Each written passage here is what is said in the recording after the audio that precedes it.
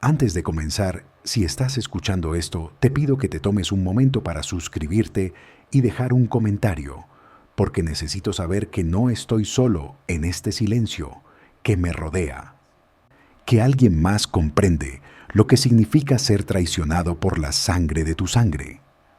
Compartan esta historia, porque quizás alguien más necesite escucharla, alguien más que haya sido abandonado por aquellos a quienes dio todo. El silencio de mi casa en Sevilla tiene un peso particular desde que regresé del hospital hace 3 semanas. Es un silencio diferente al que conocía antes, más denso, más acusador, como si las paredes mismas supieran lo que mi hijo Mateo había hecho mientras yo luchaba por mi vida en una cama de hospital, con el pecho abierto y el corazón literalmente en manos de extraños. Las baldosas de terracota bajo mis pies descalzos están frías esta mañana de octubre, y mientras camino lentamente hacia la cocina, cada paso resuena en el vacío de esta casa que una vez estuvo llena de risas infantiles, de voces familiares, de vida. El aroma del jazmín del patio entra por la ventana entreabierta, mezclándose con el olor a medicamentos que ahora impregna mi existencia, recordándome constantemente mi nueva fragilidad, mi mortalidad recién descubierta. La cicatriz en mi pecho late con cada movimiento, una línea vertical que divide mi torso como si fuera un mapa de mi vida partida en dos. El antes, cuando creía que mi hijo me amaba, y el después, cuando descubrí que su amor tenía precio y condiciones. Recuerdo el momento exacto en que supe que algo fundamental se había roto entre nosotros. Fue cuando la enfermera, una mujer joven con ojos compasivos, llamada Carmen, me preguntó si alguien vendría a recogerme después de la operación. Mi hijo, había respondido yo con la certeza de quien nunca ha dudado del amor filial. Pero Mateo nunca vino. En su lugar recibí un mensaje de texto, frío y breve como una bofetada. Papá, no puedo ir. Lanzamiento crítico de la empresa. Te mando un abrazo. Un abrazo digital. Píxeles en una pantalla mientras mi corazón recién reparado latía solo en una habitación de hospital que olía a desinfectante y soledad.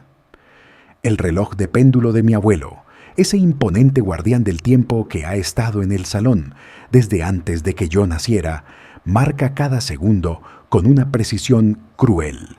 Tic-tac, tic-tac, como si contara no solo los segundos, sino también las decepciones, las promesas rotas, los sueños que se desvanecen con cada oscilación del péndulo.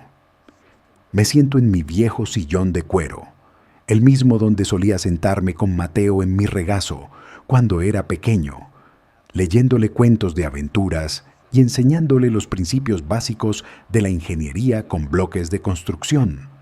Ahora el cuero está agrietado, como mi corazón, y cuando paso la mano por los brazos del sillón, siento cada grieta como si fueran las heridas invisibles que cargo dentro. La casa refleja mi estado actual de una manera casi poética. Hay una grieta en el techo del comedor que ha ido creciendo durante los últimos meses, serpenteando como un río seco a través del yeso blanco. El fresco del pasillo, pintado por un artista local hace 50 años para celebrar mi boda con María, que Dios la tenga en su gloria, ha comenzado a descascararse en las esquinas. Las tuberías gimen por las noches como si la casa misma llorara. Y yo me pregunto si no será que ambos, la casa y yo, hemos llegado a ese punto donde el mantenimiento ya no es suficiente, donde la decadencia es inevitable. Pero hay una diferencia fundamental entre nosotros. Yo todavía tengo fuego en las venas, todavía tengo una última batalla que librar. Fue hace 3 días cuando encontré los documentos que cambiarían todo. Estaba buscando mi certificado de nacimiento para unos trámites médicos cuando mis manos tropezaron con una carpeta de cuero marrón, polvorienta y olvidada, en el fondo del armario de mi estudio. Al abrirla, El tiempo pareció detenerse. Allí estaban mis dibujos originales, trazados con la precisión de un ingeniero joven y apasionado, cada línea testimonio de noches sin dormir, de años de investigación, de un sueño que quería cambiar el mundo, el sistema de purificación de agua de bajo costo para comunidades rurales, mi proyecto más ambicioso, mi legado más preciado. Y junto a los dibujos, envuelto en plástico protector, estaba el documento que nunca pensé que necesitaría. La patente oficial, registrada a mi nombre hace 23 años, con todos los sellos y firmas que la hacían legalmente mía, indiscutiblemente mía. Las lágrimas llegaron entonces, no de tristeza, sino de una mezcla compleja de emociones que no sabía nombrar. Rabia, tal vez, pero también una extraña sensación de vindicación, como si el universo me hubiera dado una carta que no sabía que tenía en la manga. Recordé con dolorosa claridad el día que le mostré estos planos a Mateo. Él acababa de graduarse de su maestría en Administración de Empresas en Madrid. Llegó a casa con su título enmarcado y una arrogancia nueva que no reconocí. «Papá», me había dicho mientras revisaba mis diseños con una expresión que ahora reconozco como codicia disfrazada de interés profesional. «Esto es brillante, pero tu enfoque es demasiado romántico. No se puede cambiar el mundo regalando tecnología. Hay que crear un modelo de negocio sostenible». Yo, ingenuo y orgulloso de mi hijo educado, asentí y compartí con él todos mis secretos, cada innovación, cada mejora que había desarrollado durante décadas. El sol de Sevilla entra ahora por la ventana, iluminando las motas de polvo que flotan en el aire como pequeños universos suspendidos. Me levanto despacio, sintiendo cada uno de mis años en las articulaciones y camino hacia la ventana. Desde aquí puedo ver el naranjo del patio, cargado de frutos que nadie recogerá porque ya no tengo fuerzas para subir la escalera. Y Mateo no ha venido a visitarme desde hace 6 meses, desde antes de la operación. Los vecinos pasan por la calle.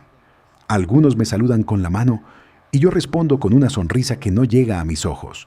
Doña Isabel, la panadera, se detiene y me grita desde la acera: «Alejandro, ¿cómo está hoy?». Mejor, miento, porque ¿qué más puedo decir? No puedo gritarle a través de la ventana que mi hijo me ha robado no solo mi invención, sino también mi fe en el amor incondicional. La ironía de la situación no se me escapa. Yo, que pasé mi vida construyendo puentes y sistemas de agua, no pude construir un puente lo suficientemente fuerte para mantener a mi hijo cerca de mi corazón. Yo, que diseñé sistemas para llevar agua limpia a los sedientos, me encuentro ahora sediento de afecto, de reconocimiento, de justicia.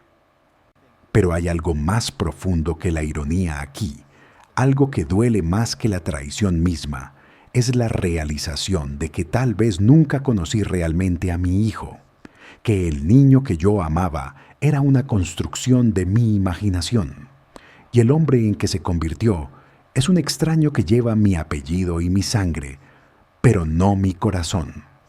Vuelvo a mi estudio, ese santuario de libros técnicos y recuerdos que ha sido mi refugio durante décadas.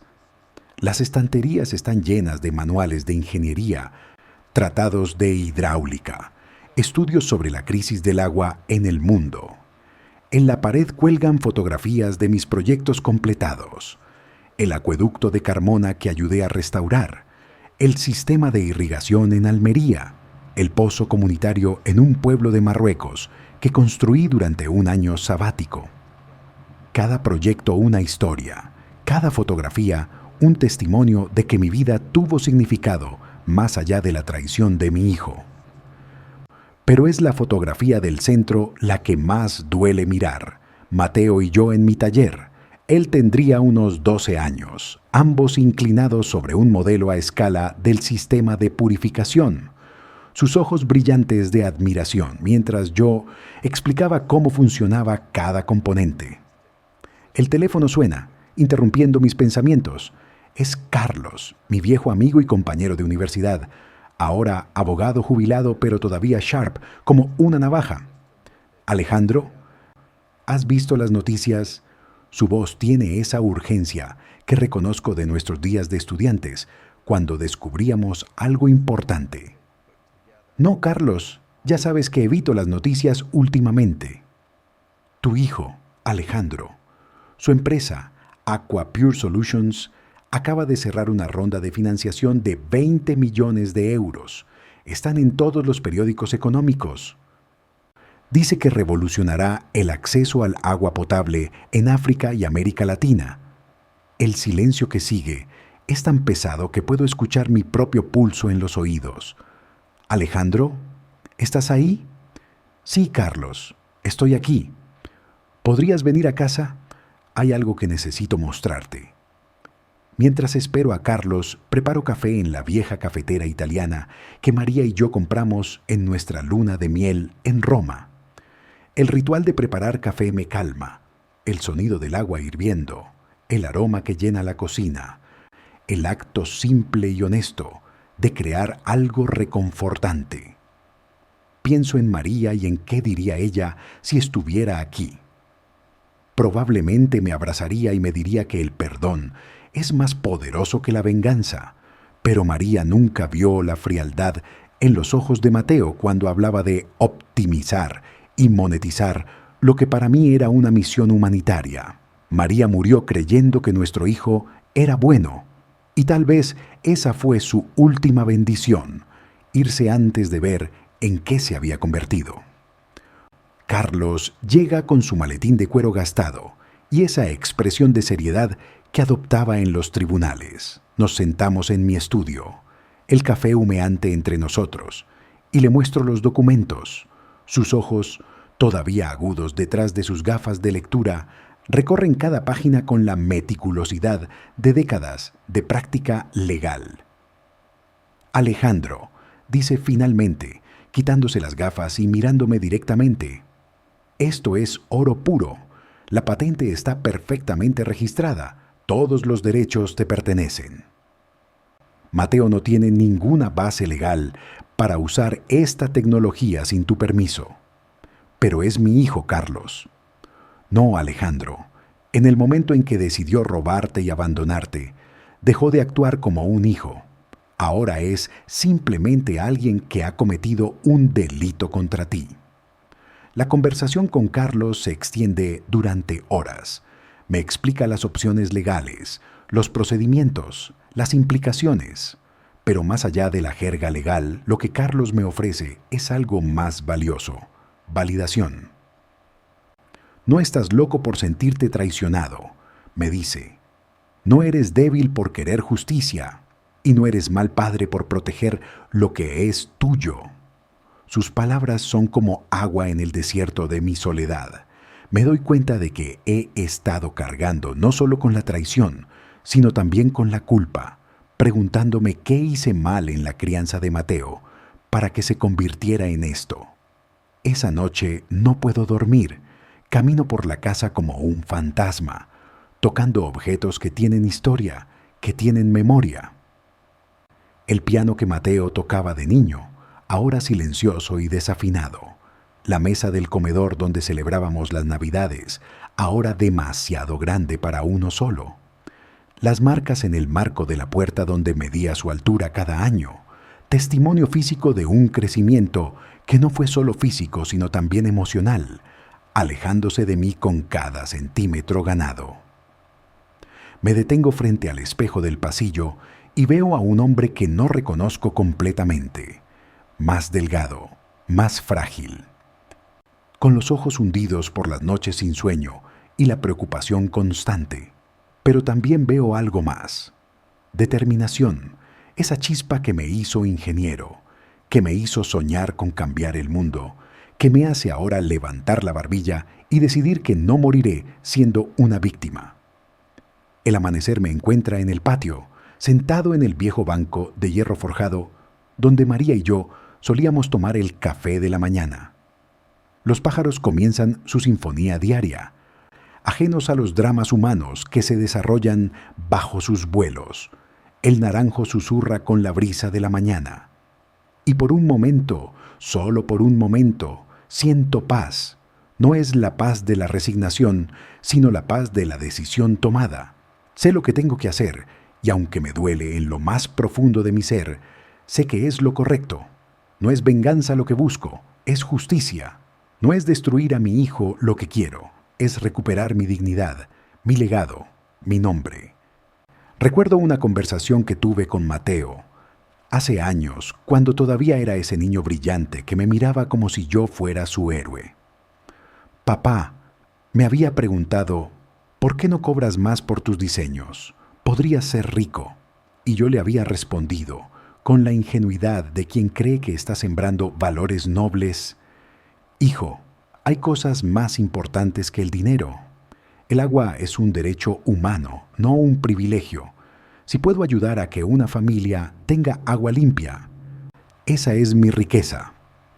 Él había asentido entonces, pero ahora me pregunto si ya en ese momento estaba pensando en cómo convertir mi idealismo en su oportunidad de negocio. El cartero llega con su motocicleta ruidosa, interrumpiendo mis reflexiones. Entre las facturas y la publicidad hay un sobre elegante con el membrete de Aqua Pure Solutions. Lo abro con manos que tiemblan ligeramente. No sé si por la edad, la medicación o la anticipación. Es una invitación formal a la presentación de la empresa ante inversores internacionales, como reconocimiento al trabajo pionero del ingeniero Alejandro Vargas, inspiración para esta iniciativa. La hipocresía del gesto me revuelve el estómago. Inspiración, como si mi trabajo fuera solo una musa abstracta y no los planos exactos que ahora utilizan para hacer millones. Llamo a Carlos inmediatamente. Recibí una invitación de Mateo. Le digo. Perfecto, responde Carlos con esa astucia que lo hizo temible en los tribunales.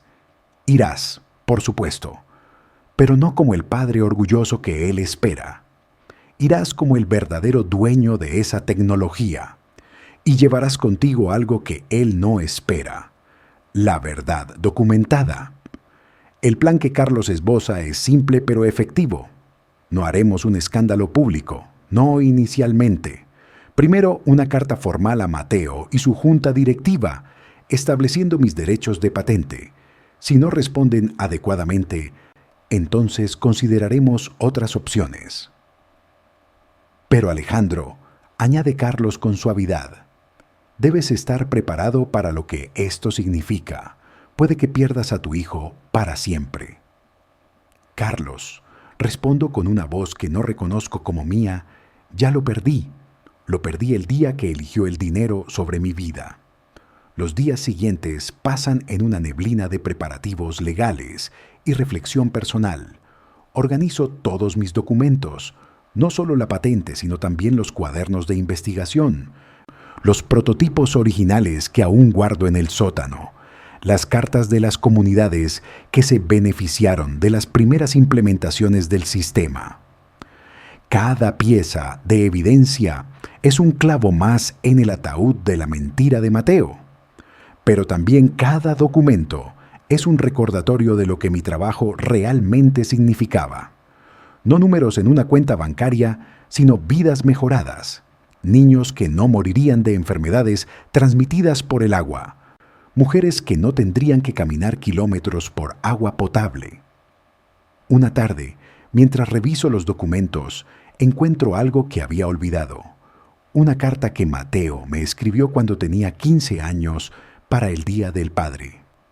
Papá, decía con su letra adolescente, eres mi héroe, no porque seas famoso o rico, sino porque usas tu inteligencia para ayudar a otros. Cuando sea grande, quiero ser como tú. La ironía es tan amarga que tengo que reírme. Una risa seca y sin alegría que resuena en el estudio vacío. Se convirtió en todo lo opuesto a mí, o tal vez, y esto es lo que más duele, se convirtió en lo que él creía que yo debería haber sido. Exitoso según los estándares del mundo, no según los del corazón. Decido visitar a María en el cementerio. Su tumba está bien cuidada. Pago a un jardinero para que mantenga las flores frescas, pero hoy traigo yo mismo un ramo de sus rosas favoritas del jardín. Me siento en el banco de mármol frente a su lápida y le hablo como si pudiera escucharme. María, nuestro hijo se ha perdido. No sé en qué momento, no sé cómo, pero el Mateo que criamos ya no existe. O tal vez nunca existió y solo vimos lo que queríamos ver. El viento mueve las hojas de los cipreses y por un momento parece que María me responde. Me dice que haga lo que debo hacer, que proteja mi legado no por orgullo, sino por principio. De regreso a casa, me detengo en el café donde Carlos y yo solíamos estudiar cuando éramos jóvenes. El lugar ha cambiado, modernizado con máquinas de espresso italianas y wifi gratis, pero el espíritu sigue siendo el mismo. Me siento en una esquina con un cortado y observo a los jóvenes con sus portátiles, probablemente soñando con ser el próximo gran emprendedor. Me pregunto cuántos de ellos traicionarían a sus padres por el éxito. Me pregunto si el mundo ha cambiado tanto que el honor y la lealtad familiar son conceptos obsoletos, reliquias de una generación que está muriendo literalmente.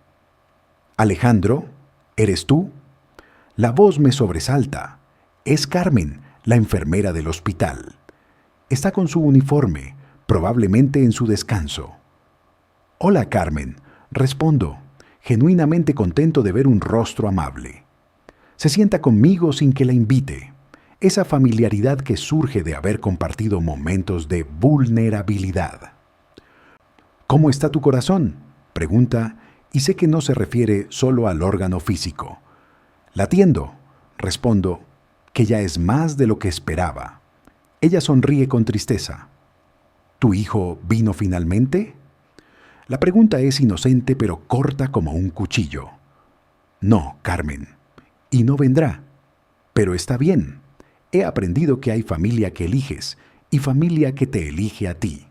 Y a veces no son la misma.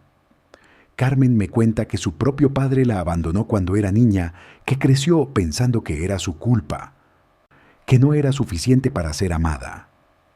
Pero un día, dice mientras remueve su café, me di cuenta de que su ausencia no definía mi valor. Su abandono fue su pérdida, no la mía. Sus palabras resuenan en mí de una manera que no esperaba. Sí, Mateo me abandonó, me robó, me traicionó. Pero eso habla de él, no de mí. Yo sigo siendo el hombre que dedicó su vida a ayudar a otros, el hombre que amó a su esposa hasta su último aliento, el hombre que crió a un hijo con todo el amor que tenía, aunque ese hijo eligiera un camino diferente. Esa noche, por primera vez desde la operación, duermo profundamente. No es el sueño de la resignación, sino el sueño del que ha tomado una decisión y está en paz con ella. Sueño con María, joven y hermosa como el día que nos casamos, diciéndome que está orgullosa de mí. Sueño con el agua clara fluyendo por los sistemas que diseñé, llegando a manos sedientas, a campos áridos, a lugares donde la esperanza había muerto. Y sueño con Mateo, no el hombre que es ahora, sino el niño que fue, y en el sueño lo abrazo y le digo que lo amo, que siempre lo amaré, pero que el amor no significa permitir la injusticia. Me despierto con el canto del gallo del vecino, ese sonido anacrónico en medio de la ciudad que me recuerda que algunas cosas permanecen constantes, a pesar del paso del tiempo. Me levanto con una energía que no había sentido en semanas. Hoy es el día. Hoy Carlos enviará la carta formal a Aqua Pure Solutions. Hoy comienza mi batalla no por venganza, sino por justicia, no por dinero, sino por principio, no contra mi hijo, sino a favor de mi verdad. Me visto con cuidado, eligiendo mi mejor traje, el que usé en mi última conferencia antes de jubilarme.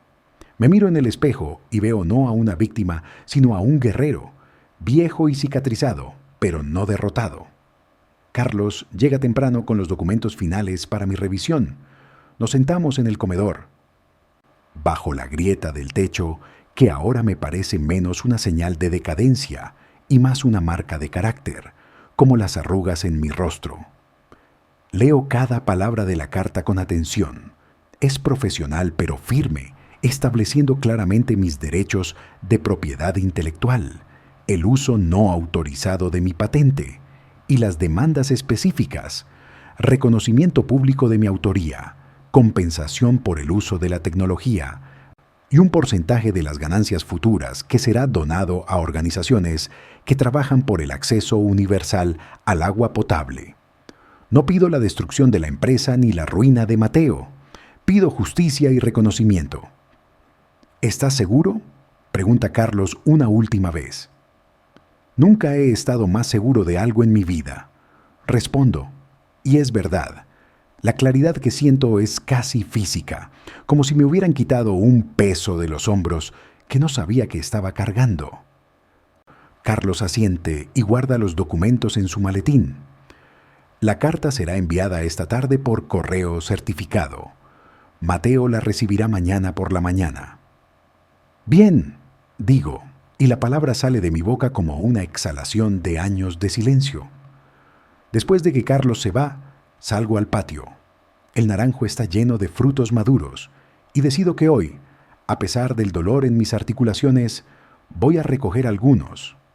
Traigo la vieja escalera del garaje, esa que Mateo solía sostener mientras yo subía cuando él era niño y se preocupaba por mi seguridad. Subo despacio, peldaño por peldaño, sintiendo el sol en mi rostro, el olor cítrico en el aire. Desde arriba puedo ver más allá de los muros de mi patio, la ciudad extendiéndose, la vida continuando, el mundo girando ajeno a los dramas personales. Y me doy cuenta de que está bien, que mi historia es solo una entre millones, pero es mi historia y tengo el derecho de escribir su final. Bajo con un cesto lleno de naranjas, más de las que podré comer solo.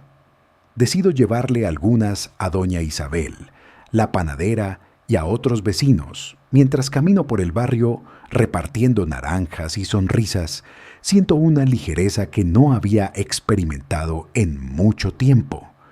La gente me recibe con calidez, me preguntan por mi salud, me ofrecen café, me recuerdan que no estoy solo. Don Manuel, el relojero, me dice que mi reloj de bolsillo, el que fue de mi padre, está listo después de la reparación. Entro a su tienda, ese pequeño museo de tiempo detenido, y cuando me entrega el reloj, brillante y funcionando perfectamente, es como si me devolviera un pedazo de mi historia. La noche cae sobre Sevilla con esa suavidad particular del otoño, cuando el calor del día da paso a una brisa fresca que huele a río y a jazmín. Me siento en el patio con una copa de vino, el primero desde la operación, y brindo en silencio por María, por Carlos, por Carmen, por todos los que me han mostrado que el amor verdadero no tiene condiciones ni precio. El reloj de bolsillo marca las horas con su tic-tac suave, un contrapunto al reloj de péndulo del salón, dos medidas del tiempo que me recuerdan que aunque los días están contados, lo que importa es cómo los vivimos. Mañana Mateo recibirá la carta. Mañana comenzará a entender que su padre no es el viejo débil y manipulable que él imaginó. Mañana aprenderá que hay consecuencias para las acciones, que el amor de un padre no significa permisividad infinita, que hay líneas que cuando se cruzan no hay vuelta atrás. Pero esta noche es mía. Esta noche soy simplemente Alejandro Vargas Mendoza, 78 años, ingeniero jubilado, viudo, padre de un hijo perdido, pero sobre todo, un hombre que eligió la justicia sobre la comodidad del silencio, la verdad sobre la mentira conveniente, el honor sobre el amor mal entendido. El teléfono suena, rompiendo la paz del momento. Es un número que no reconozco. Diga, señor Vargas, Soy Patricia Ruiz del periódico El País. Estamos preparando un artículo sobre las empresas emergentes en el sector del agua y nos gustaría entrevistarlo sobre su trabajo pionero en sistemas de purificación. Entendemos que usted es el padre del CEO de Aquapure Solutions, pero nos interesa más su propia trayectoria profesional.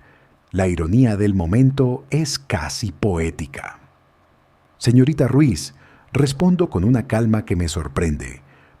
Estaré encantado de hablar con usted, pero le sugiero que espere unos días. Pronto habrá una historia mucho más interesante que contar. La mañana siguiente llegó con una claridad que parecía burlarse de la tormenta que estaba a punto de desatarse. Me desperté antes del amanecer, no por ansiedad, sino por una extraña sensación de propósito que me impulsaba hacia adelante. Mientras preparaba mi café matutino, imaginaba a Mateo en su ático de Madrid, probablemente revisando sus correos electrónicos mientras hacía ejercicio en su cinta de correr de última generación. Ese estilo de vida multitarea que tanto predicaba como la clave del éxito.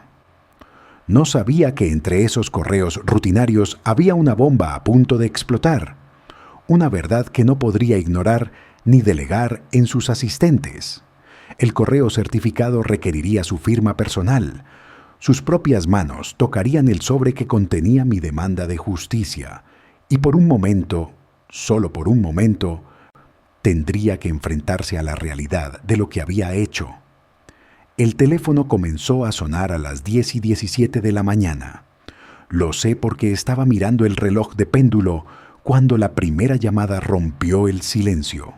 Era Mateo, y por primera vez en meses, tal vez años, su voz no tenía ese tono condescendiente de hijo exitoso, hablando con su padre anticuado. «Papá, ¿qué es esto? ¿Qué significa esta carta?». Su voz temblaba con una mezcla de incredulidad y algo que no había escuchado antes: miedo. Significa exactamente lo que dice. «Hijo», respondí con una calma que me sorprendió incluso a mí. «La tecnología que estás usando es mía. La patenté hace 23 años. Todo está documentado, todo es legal, todo es verdad». El silencio al otro lado de la línea era tan denso que podía escuchar su respiración agitada. Podía imaginar su mundo perfectamente construido comenzando a agrietarse como el techo de mi comedor. «Pero papá, tú me diste esos planos, me dijiste que hiciera algo con ellos». Su voz ahora tenía un tono de súplica que me recordó a cuando era niño y lo atrapaba en una mentira. «Te los mostré, Mateo. Nunca te los di. Compartí contigo mi trabajo porque eras mi hijo y confiaba en ti.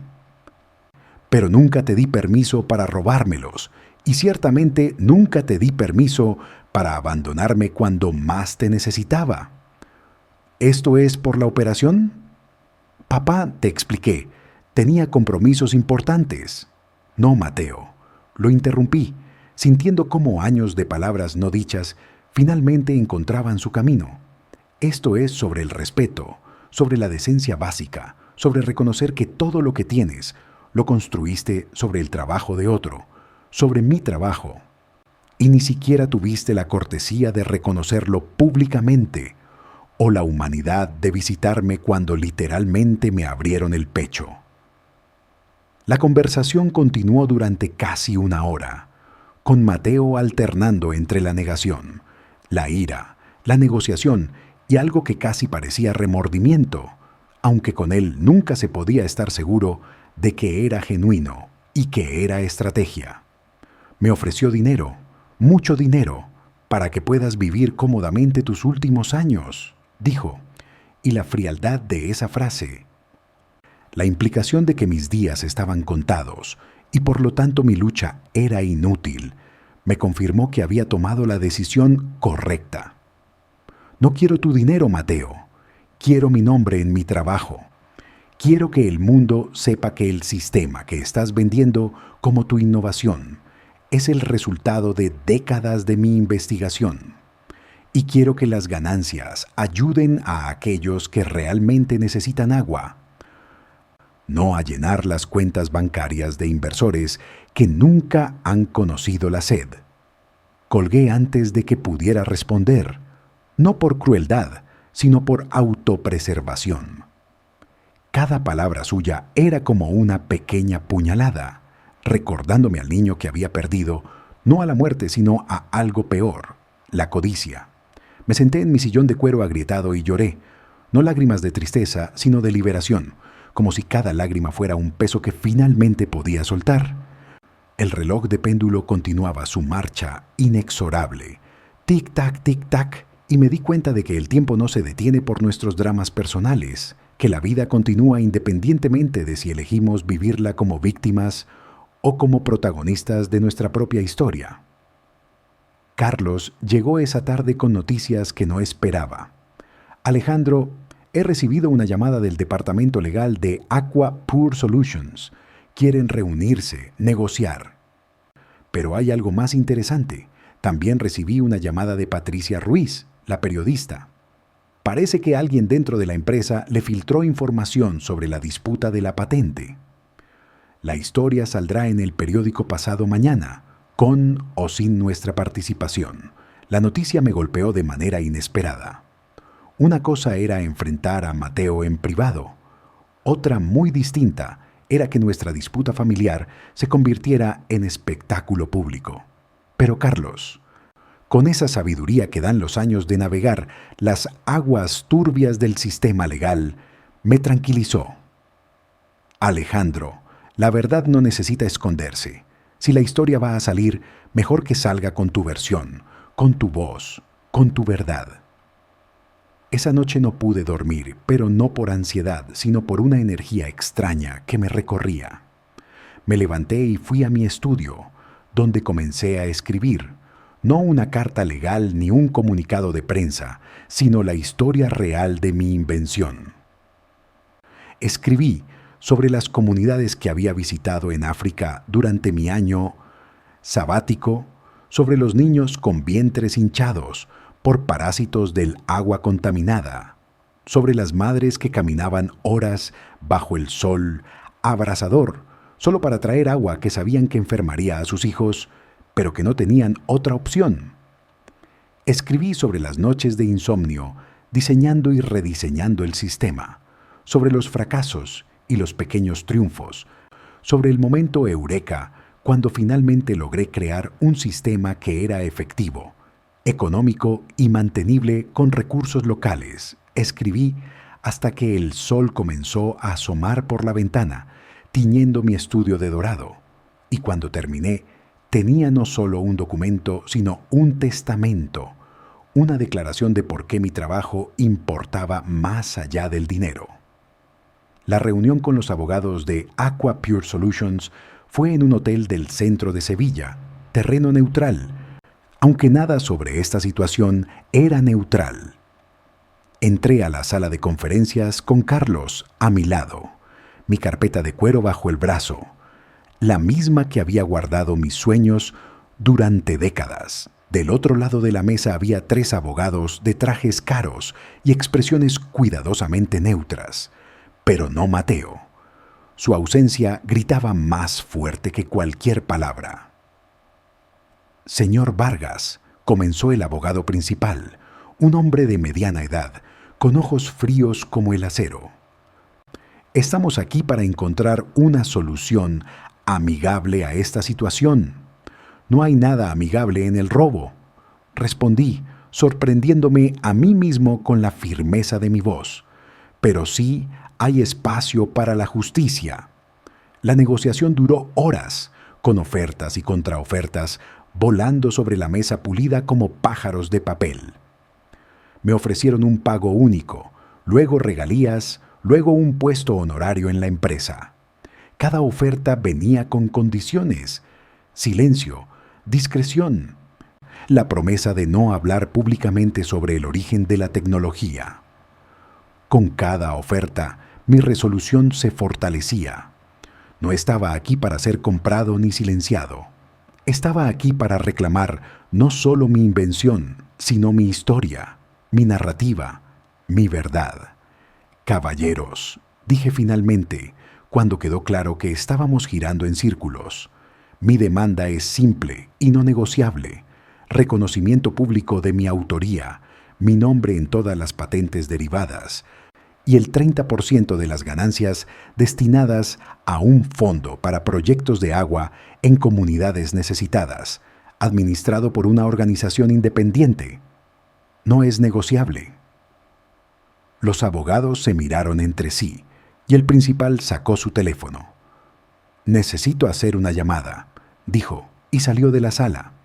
Sabía que estaba llamando a Mateo, que mi hijo estaba al otro lado de esa llamada, probablemente en su oficina con vistas a la Gran Vía madrileña, decidiendo si su orgullo valía más que los millones que podría perder. Carlos me puso una mano en el hombro, un gesto silencioso de apoyo, que aprecié más de lo que podía expresar. Cuando el abogado regresó, su expresión había cambiado. «El señor Vargas, hijo, acepta sus términos, con una condición: que la transición sea gradual, a lo largo de 6 meses, para no afectar las operaciones actuales, ni los compromisos con los inversores». Miré a Carlos, quien asintió levemente. «Aceptable», dije. «Pero el reconocimiento público comienza ahora». Salí de esa reunión sintiéndome extrañamente vacío, no triste ni feliz, solo vacío, como si hubiera estado cargando algo durante tanto tiempo que ahora que lo había soltado, no sabía cómo estar sin ese peso. Carlos sugirió que fuéramos a celebrar, pero no había nada que celebrar, no realmente. Había ganado la batalla legal, pero había perdido a mi hijo, y ninguna victoria en los tribunales podría compensar esa pérdida. En lugar de ir a un bar, le pedí a Carlos que me llevara al río. Nos sentamos en un banco mirando el Guadalquivir fluir lentamente hacia el mar. Ese río que había visto imperios subir y caer, que había sido testigo de tantas historias humanas que la mía era solo una gota más en su corriente eterna. «¿Te arrepientes?», preguntó Carlos después de un largo silencio. «No», respondí, y era verdad. «Me arrepiento de muchas cosas, Carlos. Me arrepiento de no haber visto las señales antes, de haber sido tan ciego al carácter de mi propio hijo. Me arrepiento de que María no esté aquí para aconsejarme, pero no me arrepiento de defender mi trabajo, mi legado, mi verdad. Si no lo hubiera hecho, habría muerto sabiendo que fui cómplice de mi propio robo, y eso habría sido peor que cualquier pérdida». El artículo de Patricia Ruiz salió 2 días después, en la primera plana de la sección de Economía. El titular era sobrio pero devastador: «El verdadero genio detrás de Aqua Pure Solutions. Una historia de innovación y apropiación familiar». La periodista había hecho su trabajo meticulosamente, entrevistando a antiguos colegas míos, revisando registros de patentes, incluso encontrando a algunas de las comunidades africanas que se habían beneficiado de las primeras implementaciones de mi sistema. La fotografía que acompañaba el artículo no era mía actual, sino una de hace 25 años, cuando instalaba el primer prototipo en una aldea de Burkina Faso, rodeado de niños curiosos y madres esperanzadas. Era la imagen que mejor capturaba lo que mi trabajo realmente significaba. Las reacciones no se hicieron esperar. Mi teléfono no paraba de sonar, periodistas queriendo entrevistas, antiguos colegas expresando su apoyo, incluso algunas organizaciones internacionales interesadas en la historia. Pero la llamada que más me impactó fue la de Elena, la secretaria personal de Mateo, a quien conocía desde que era una joven recién graduada. «Don Alejandro», dijo con voz temblorosa, «necesito que sepa que muchos de nosotros en la empresa no sabíamos. Mateo siempre habló de la tecnología como si fuera suya. Algunos sospechábamos, pero quiero que sepa que no todos somos cómplices. Y quiero que sepa que su hijo, él no es feliz, don Alejandro. Tiene todo el dinero del mundo, pero no es feliz. Las palabras de Elena resonaron en mí durante días. La imagen de Mateo, infeliz a pesar de su éxito, me producía una mezcla compleja de emociones. No era satisfacción ni venganza lo que sentía, sino una tristeza profunda por el hombre en que se había convertido, por las elecciones que había hecho, por el precio que ahora tendría que pagar, no solo financieramente, sino emocionalmente. Me pregunté si alguna vez se había detenido a pensar en el costo real de su traición, no el costo legal o económico, sino el costo humano. El costo de perder a un padre que lo había amado incondicionalmente, hasta que ese amor fue usado como arma en su contra. Una semana después del artículo, recibí una visita inesperada. Era Lucía, mi nieta, la hija de Mateo, a quien no había visto en más de 2 años. Tenía 23 años ahora. Acababa de graduarse de la universidad y estaba parada en mi puerta con lágrimas en los ojos. «Abuelo», dijo, y se lanzó a mis brazos como cuando era niña y venía a pasar los veranos conmigo. «Lo siento tanto. No sabía, te juro que no sabía». La llevé adentro, preparé té y escuché mientras me contaba cómo había descubierto la verdad, cómo había confrontado a su padre, cómo él había intentado justificar lo injustificable. Me dijo que tú eras demasiado viejo para entender el mundo moderno de los negocios, dijo con amargura. Pero abuelo, lo que no entiende es que algunos valores no tienen edad, que la integridad no es algo anticuado. Lucía se quedó conmigo 3 días, y fueron los mejores días que había tenido desde la operación. Cocinamos juntos las recetas de María. Le mostré todos mis diseños y proyectos. Le conté historias de su abuela que nunca había compartido. Ella me habló de sus propios sueños, de querer trabajar en desarrollo sostenible, de usar su educación en negocios para crear empresas con propósito social.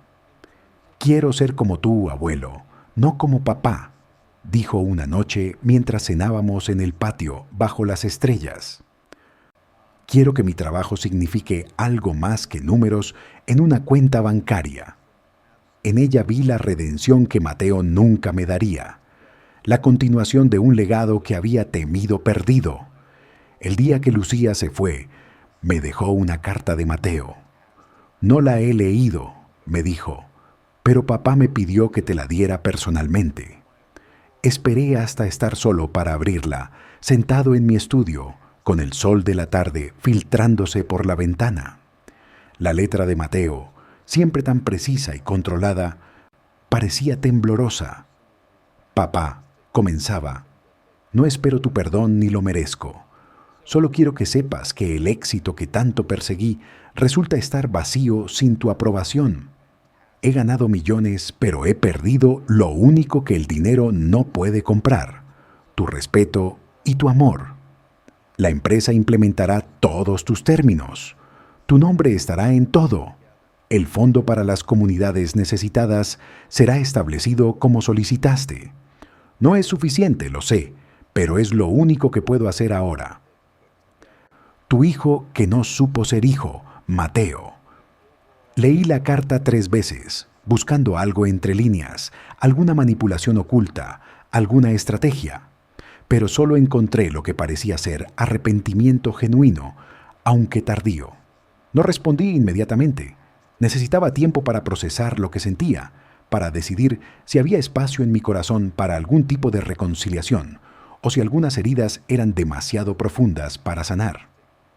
Guardé la carta en la misma carpeta de cuero donde había guardado la patente. 2 documentos que contaban la historia de un padre y un hijo, de un sueño robado y tal vez, solo tal vez, de una redención posible. Los meses siguientes trajeron cambios que no había anticipado. La historia de Aquapure Solutions y la disputa de la patente se convirtió en un caso de estudio en varias escuelas de negocios sobre ética empresarial. Recibí invitaciones para dar conferencias, para compartir no solo mi conocimiento técnico, sino también mi experiencia personal. Al principio las rechacé todas, no queriendo convertir mi dolor en espectáculo. Pero Carlos me convenció de aceptar algunas, argumentando que mi historia podría servir como advertencia y lección para otros. Tu voz importa, Alejandro, me dijo, no solo como ingeniero, sino como padre, como hombre que eligió la integridad sobre la conveniencia.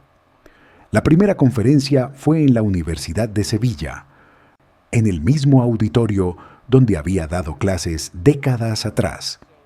Estaba nervioso, no por hablar en público, eso lo había hecho toda mi vida, sino por la vulnerabilidad de compartir algo tan personal.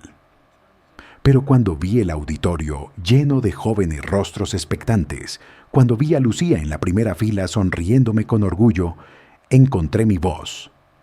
Hablé durante 1 hora sobre innovación con propósito, sobre la responsabilidad social de la tecnología, sobre cómo el verdadero éxito no se mide en euros, sino en vidas mejoradas. Y al final, cuando un estudiante preguntó sobre la situación con mi hijo, respondí con honestidad. El amor de un padre es incondicional, pero el respeto se gana. Mi hijo tendrá siempre mi amor, pero el respeto, eso tendrá que reconstruirlo, si es que alguna vez lo desea verdaderamente. El Fondo para Proyectos de Agua fue establecido según lo acordado, y me pidieron que formara parte del consejo directivo. Acepté. No por el reconocimiento, sino por la oportunidad de asegurarme de que el dinero realmente llegara a quienes lo necesitaban.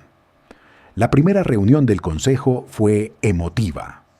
Había representantes de ONGs, expertos en desarrollo sostenible, y para mi sorpresa, Mateo, quien había insistido en asistir aunque no tenía voto, se sentó al fondo de la sala, en silencio, escuchando mientras discutíamos los primeros proyectos a financiar. Cuando nuestras miradas se cruzaron, vi algo en sus ojos que no había visto en años: humildad, tal vez incluso vergüenza. No hablamos ese día, pero su presencia era un primer paso, un reconocimiento tácito de que había cosas más importantes que el orgullo. Carmen, la enfermera del hospital, se convirtió en una amiga inesperada. Comenzó a visitarme regularmente, al principio con la excusa de verificar mi recuperación, pero pronto las visitas se convirtieron en tardes de café y conversación. Me contó su propia historia de superación, de cómo había estudiado enfermería siendo madre soltera, de cómo había aprendido que cuidar a otros era su manera de sanar sus propias heridas. Todos estamos rotos de alguna manera, Alejandro, me dijo una tarde mientras podábamos las rosas del jardín. La diferencia está en si dejamos que las grietas nos definan o si las usamos para dejar entrar la luz. Su amistad me recordó que la vida, incluso a los 78 años, todavía podía sorprenderte con conexiones inesperadas. Una tarde, mientras organizaba papeles en mi estudio, encontré un viejo álbum de fotos que había evitado mirar desde todo este conflicto comenzó. Era de un viaje familiar a la playa cuando Mateo tenía 10 años.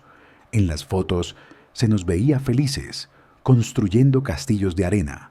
Mateo en mis hombros, María riendo mientras las olas nos salpicaban. Por un momento, el dolor fue tan intenso que tuve que sentarme. No dolor por lo que había pasado recientemente, sino dolor por la pérdida de esa inocencia, de ese tiempo cuando el amor era simple y no tenía precio. Decidí enmarcar una de esas fotos y ponerla en mi escritorio, no como un recordatorio de lo que se había perdido, sino de lo que una vez fue real, porque negar los buenos momentos sería otra forma de traición. El cambio real llegó 6 meses después, justo cuando los términos del acuerdo estaban completamente implementados. Mateo apareció en mi puerta un domingo por la mañana, sin aviso, sin abogados, solo. Estaba más delgado, con ojeras que hablaban de noches sin sueño, y por primera vez en años no llevaba traje sino jeans y una camisa simple. «Papá», dijo, y su voz se quebró. «¿Podemos hablar?». Lo dejé entrar, no por perdón, sino por curiosidad, por ver si el hombre frente a mí era capaz de ser el hijo que una vez conocí. Nos sentamos en el patio, bajo el naranjo que ahora estaba en flor. El aire dulce con la promesa de futuros frutos. No hablamos de negocios, ni de patentes, ni de dinero. Hablamos de María, de cómo la extrañábamos ambos, de los domingos de paella, de las tardes de fútbol en la televisión. Hablamos como padre e hijo por primera vez en años. «Perdí el rumbo, papá», dijo finalmente, mirando sus manos como si fueran extrañas para él. «En algún momento, el éxito se convirtió en mi único Dios y sacrifiqué todo en su altar, incluyéndote a ti. Y lo peor es que ni siquiera me di cuenta hasta que fue demasiado tarde. No le ofrecí absolución fácil ni consuelo barato. El rumbo se puede recuperar, Mateo, pero no se puede desandar el camino. No podemos volver a ser lo que éramos, pero tal vez, solo tal vez, podemos construir algo nuevo. No sobre mentiras o robos, sino sobre verdad y respeto mutuo». Él asintió, lágrimas rodando por sus mejillas. El ejecutivo exitoso reducido a un hijo arrepentido. No fue una reconciliación de película, con abrazos y música emotiva. Fue incómodo, tentativo, dos extraños que compartían sangre tratando de encontrar un terreno común. Pero era un comienzo. Mateo comenzó a venir los domingos, al principio solo por una hora, luego por la tarde entera. Trajo a Lucía, quien actuaba como puente entre nosotros, traduciendo los silencios, suavizando las asperezas. Poco a poco, comenzamos a construir algo nuevo, no una relación padre-hijo como la que habíamos tenido. Esa estaba irremediablemente rota, sino algo diferente, más cauteloso pero quizás más honesto. Un día, mientras revisábamos juntos los informes del fondo de agua, Mateo dijo algo que me sorprendió. «Quiero ir contigo al próximo proyecto en África, no como CEO, no para publicidad, solo para ver, para entender realmente lo que tu trabajo significa». Lo miré, buscando algún ángulo oculto, alguna agenda, pero solo vi curiosidad genuina, tal vez incluso un deseo de redención. «Es un viaje duro», le advertí. «No hay hoteles de 5 estrellas donde vamos». «Lo sé, papá. Tal vez eso es exactamente lo que necesito». Acepté, no por él, sino por las comunidades que visitaríamos, porque cualquier ayuda, incluso la de un hijo arrepentido, era mejor que ninguna. El viaje a Senegal fue una revelación para ambos. Ver a Mateo, el ejecutivo pulido, ensuciarse las manos ayudando a instalar tuberías. Ver su rostro cuando una niña bebió agua limpia por primera vez, gracias a nuestro sistema. Ver cómo la realidad del impacto humano lo golpeaba como una ola, fue presenciar una transformación. Una noche, sentados bajo las estrellas africanas, más brillantes que cualquier luz de ciudad, me dijo: «Ahora entiendo, papá. Entiendo por qué esto era más importante que el dinero. Perdóname por haber tardado tanto en verlo». No le dije que lo perdonaba, porque algunas palabras necesitan ganarse con tiempo y acciones, no solo con epifanías bajo las estrellas, pero le puse una mano en el hombro. Y eso fue suficiente por el momento. De vuelta en Sevilla, las cosas comenzaron a cambiar sutilmente. Mateo reestructuró Aqua Pure Solutions, no solo en papel, sino en espíritu. Implementó un programa donde el 10% del tiempo de los empleados se dedicaba a proyectos comunitarios. Comenzó a rechazar contratos que priorizaban el beneficio sobre el impacto social. Algunos inversores se retiraron, pero otros, atraídos por esta nueva dirección, tomaron su lugar. «Estoy tratando de construir la empresa que tú habrías construido, papá», me dijo un día. «No, Mateo, Le respondí. Construye la empresa que tú deberías construir, ahora que entiendes lo que realmente importa. Mi salud, contra todos los pronósticos, mejoró. El cardiólogo, en mi última revisión, se mostró sorprendido. Su corazón está más fuerte que hace 6 meses, señor Vargas. ¿Qué ha estado haciendo? Viviendo, doctor. Respondí. Finalmente estoy viviendo sin el peso de las mentiras, sin el burden de fingir que todo estaba bien cuando no lo estaba. Era verdad. La confrontación con Mateo, por dolorosa que fuera, había liberado algo en mí. Ya no cargaba con el resentimiento como una piedra en el pecho. Había espacio para respirar, para esperar, para tal vez incluso perdonar completamente algún día. Carlos, mi fiel amigo y abogado, comentó durante uno de nuestros almuerzos semanales. Sabes, Alejandro, tu caso se ha convertido en precedente legal, pero más que eso, se ha convertido en una historia de redención. No sé si es redención, Carlos. Es más bien evolución. Todos hemos evolucionado a través de este dolor. Carlos asintió, entendiendo como solo un viejo amigo puede entender. María estaría orgullosa, dijo simplemente, y tenía razón. María siempre creyó en las segundas oportunidades, en la capacidad humana de crecer incluso desde el error más grave. El primer aniversario de mi operación cardíaca llegó con una sorpresa.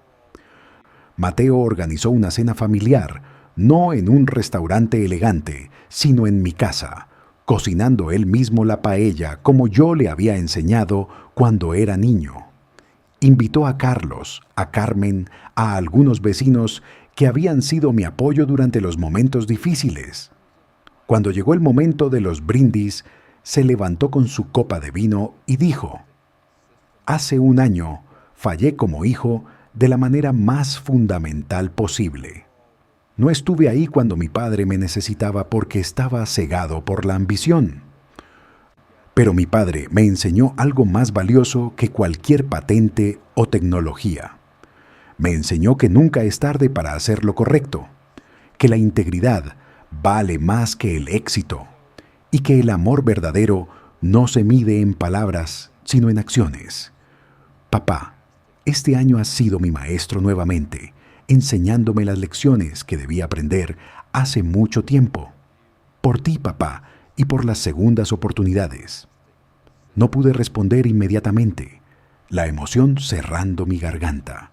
Cuando finalmente hablé, dije: «El poeta Machado escribió que caminante no hay camino, se hace camino al andar. Este año hemos caminado por territorios difíciles, Mateo, pero hemos caminado, y eso es lo que importa. No dónde empezamos, sino hacia dónde vamos. Brindamos, y por primera vez en mucho tiempo, el tintineo de las copas sonó como esperanza en lugar de despedida. Los proyectos del Fondo de Agua comenzaron a mostrar resultados tangibles. Recibíamos cartas y fotos de las comunidades beneficiadas, niños sanos, cultivos florecientes, mujeres que ahora tenían tiempo para educarse en lugar de caminar horas por agua. Cada carta era una validación de que mi trabajo, mi vida, había tenido significado. Mateo enmarcó algunas de estas cartas en las oficinas de Aqua Pure Solutions, justo al lado de mi retrato y la patente original. Para recordarnos por qué hacemos lo que hacemos, explicó a sus empleados.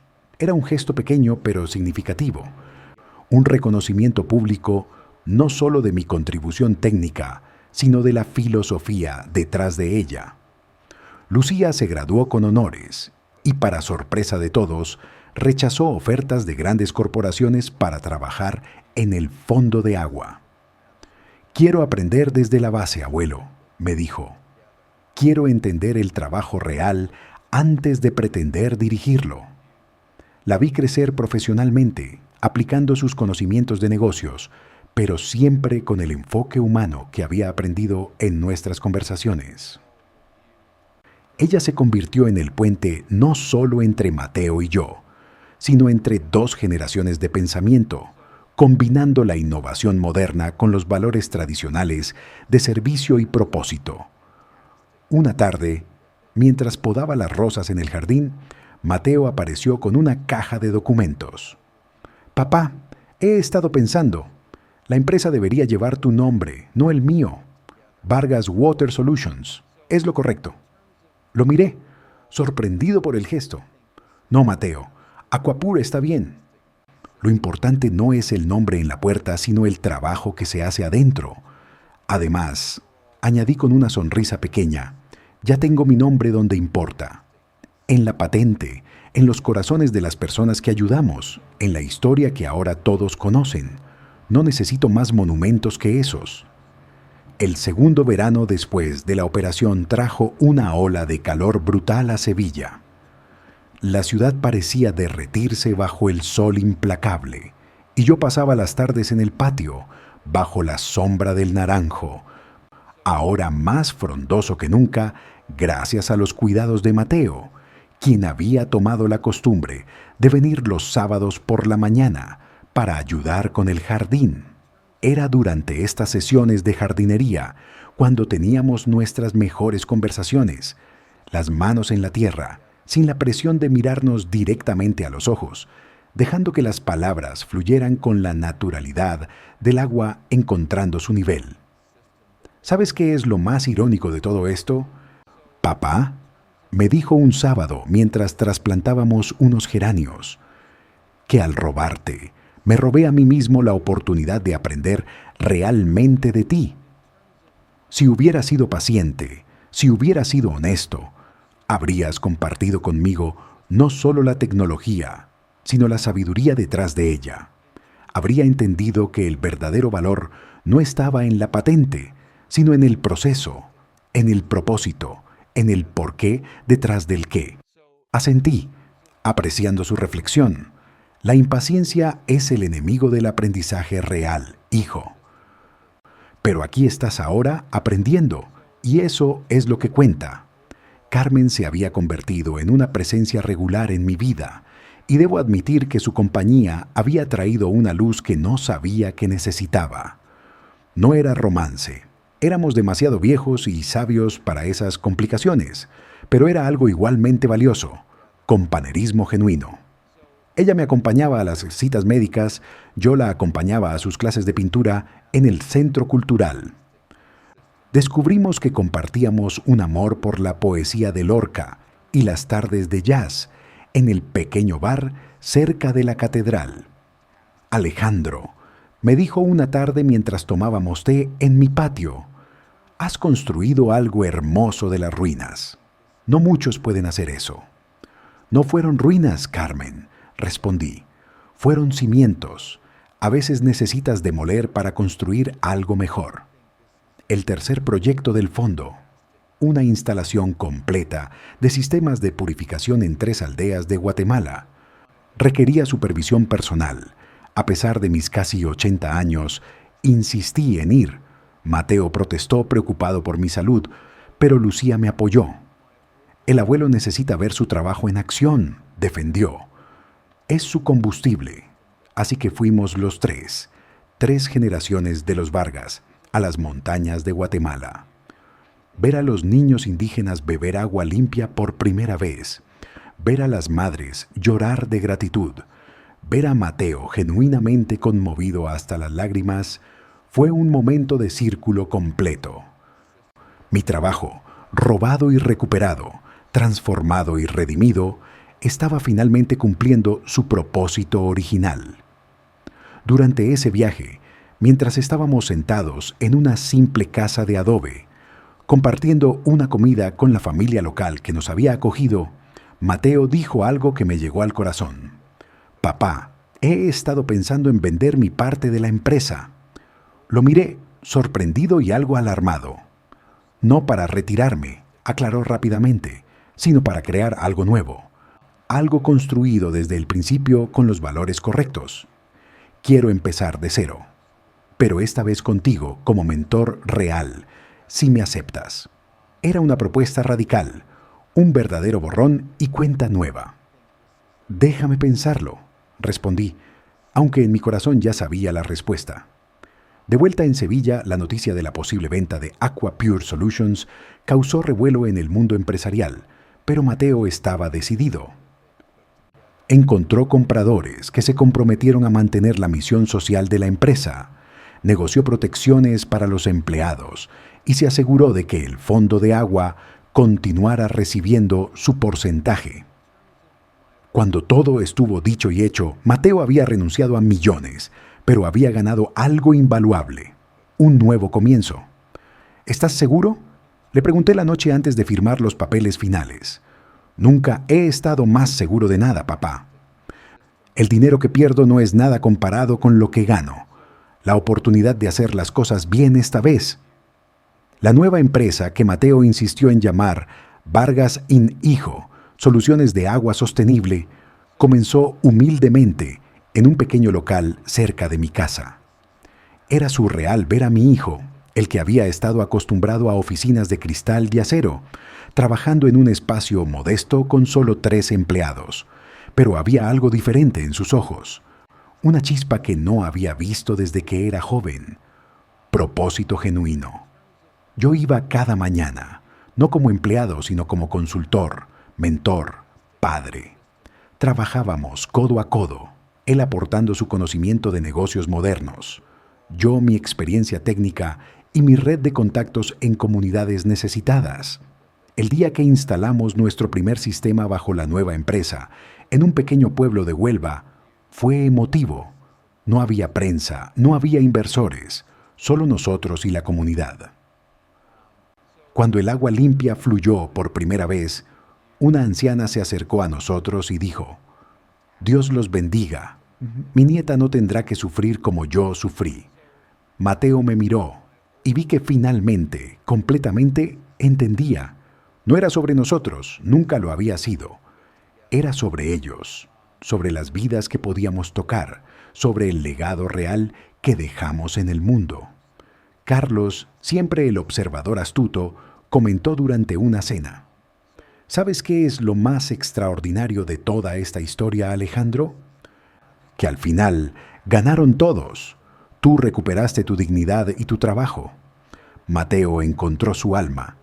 Lucía encontró su propósito. Y las comunidades obtuvieron el agua que necesitan.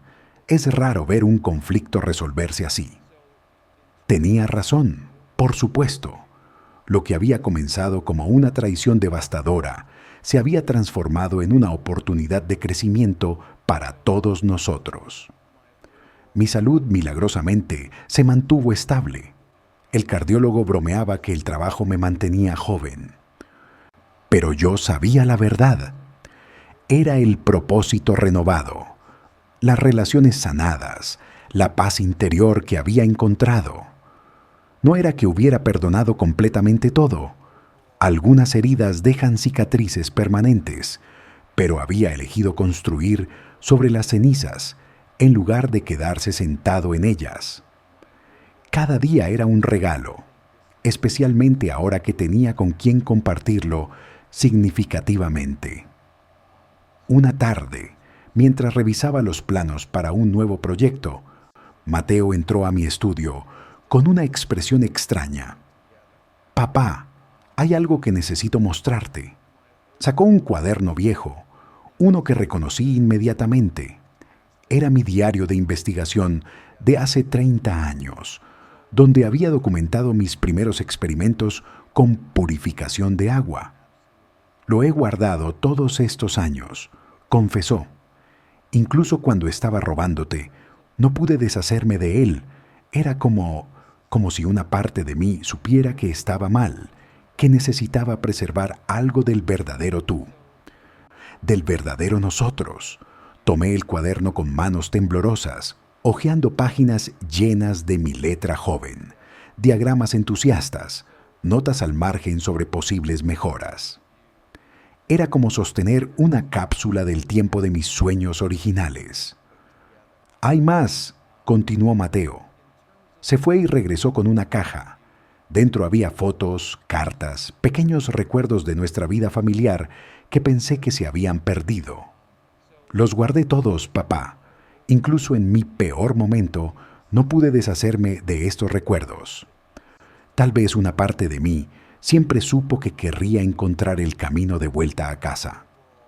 Lo miré, este hijo mío que había estado perdido y ahora estaba tratando tan desesperadamente de ser encontrado. Y por primera vez, desde todo este dolor comenzó. Lo abracé.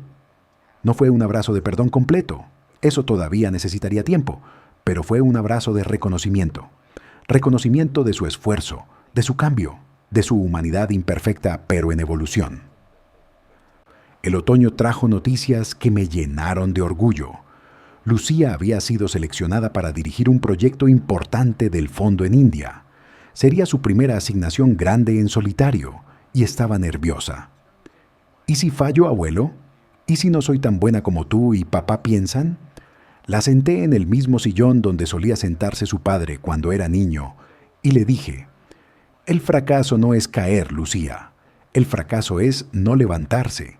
Y tú, mi niña, tienes en tu sangre la resiliencia de generaciones. Ve, comete errores, aprende, crece. Ese es el verdadero legado de los Vargas. No la perfección, sino la perseverancia. La despedida en el aeropuerto fue emotiva. Mateo y yo, juntos por primera vez en años, en un momento familiar importante. Vimos a Lucía pasar por seguridad, convertirse en una figura distante, desaparecer hacia su futuro. La criamos bien, dijo Mateo suavemente. Tú la criaste bien, corregí. Yo solo añadí los toques finales. No, papá, insistió. Ella es quien es porque vio en ti lo que el éxito real significa. Yo le di educación, pero tú le diste sabiduría. Era generoso de su parte, tal vez demasiado generoso, pero aprecié el sentimiento. Los meses pasaron con una nueva rutina que se sentía tanto familiar como completamente nueva. Mateo y yo trabajábamos juntos, pero manteníamos nuestros espacios. Él había aprendido a respetar mi necesidad de soledad, mis tardes de reflexión en el estudio. Yo había aprendido a apreciar sus ideas innovadoras, su energía, su deseo genuino de hacer las cosas bien esta vez. No éramos el padre e hijo que habíamos sido. Esos roles habían sido irrevocablemente alterados por la traición y su aftermath. Éramos algo nuevo, dos hombres unidos por sangre y ahora por propósito compartido, navegando cuidadosamente una relación reconstruida sobre cimientos más honestos. Un día particularmente difícil, cuando un proyecto en Mozambique enfrentó desafíos técnicos inesperados, trabajamos toda la noche juntos, como en los viejos tiempos, pero diferente. Alrededor de las 3 de la madrugada, exhaustos pero determinados, Mateo dijo: ¿sabes qué, papá? Esta es la primera vez en años que me siento verdaderamente vivo. No exitoso, no rico, solo vivo. Lo miré, este hijo mío que había viajado tan lejos para volver a casa, y respondí: eso es porque finalmente estás trabajando por algo más grande que tú mismo. Esa es la verdadera fuente de vida, el servicio. Carmen organizó una pequeña celebración para mi 80º cumpleaños.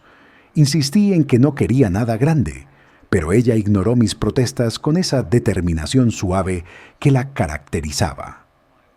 El patio se llenó de personas que habían tocado mi vida en estos últimos años turbulentos. Carlos con su esposa, varios vecinos, algunos colegas antiguos, representantes de las comunidades que habíamos ayudado.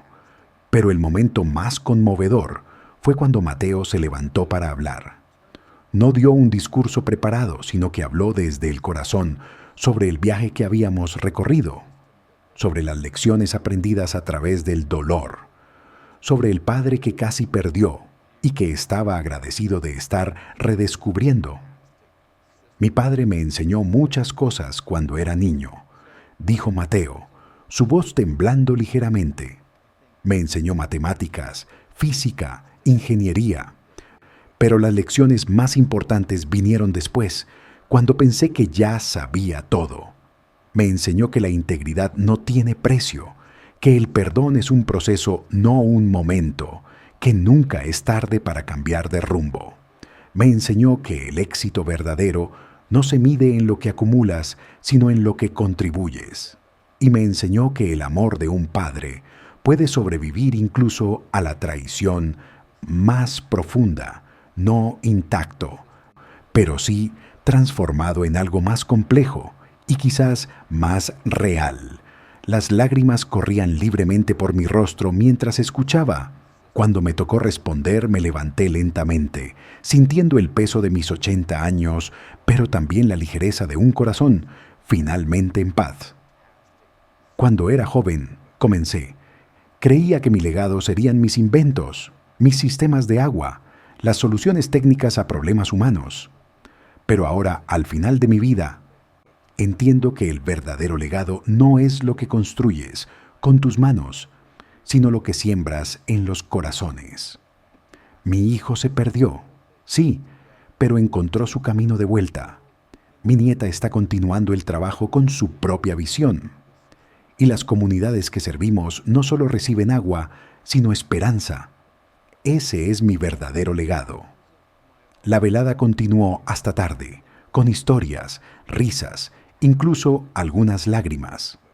Cuando todos se fueron y solo quedamos Mateo y yo limpiando los platos, trabajando en silencio, sincronizado en la cocina, me di cuenta de que habíamos llegado a un lugar de paz. No era la paz de antes, cuando todo parecía perfecto en la superficie.